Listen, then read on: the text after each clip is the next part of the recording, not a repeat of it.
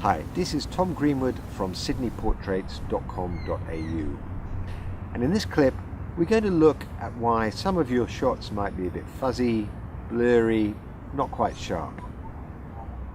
What we're not talking about is focus. That's something I'll deal with in another video. Here we're talking about two things: camera shake and slow shutter speed. At least shutter speed that's too slow to freeze your subject. So the concept of camera shake is quite obvious, but there are a number of different reasons for it and therefore ways to avoid it. Now the first is to make sure that you're standing and holding the camera correctly. Now this I've already dealt with in another clip, so I strongly recommend you take a look at it by clicking on this link here. Okay, so we're standing and we're holding the camera correctly, but look at the horrible jabbing, stabbing shutter finger. It's really shaking the camera, and this is a result, a blurred image. So easily remedied. When you're taking a photo, you want to gently squeeze the shutter button just to make sure the camera is really still. Now for a less obvious reason for camera shake. Here we're using a longish lens, 135mm. Now let's look at the shutter speed that we're using. We're shooting at an 80th of a second. Now there's a golden rule related to lenses and shutter speed.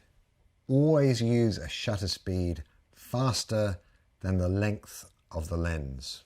So if you're using, say, a 200mm lens, don't shoot at slower than a 200th of a second. Now this rule only applies for handheld shooting, not for use with a tripod. So at 80mm, we're not getting very dramatic blur, but if we zoom in, we can see the picture's really not sharp. So let's adjust the shutter speed to a 200th of a second. And immediately we can see the difference. We've got a nice crisp image. So this rule applies to all lenses, and it's a rule that I sometimes forget, which is why I've pasted this reminder on my lens.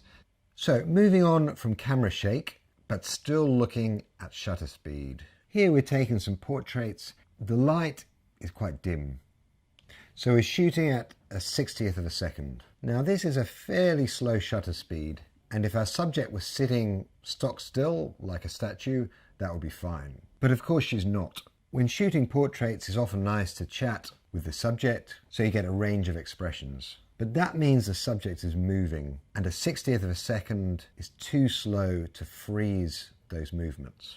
Let's try twice the shutter speed, 125th of a second.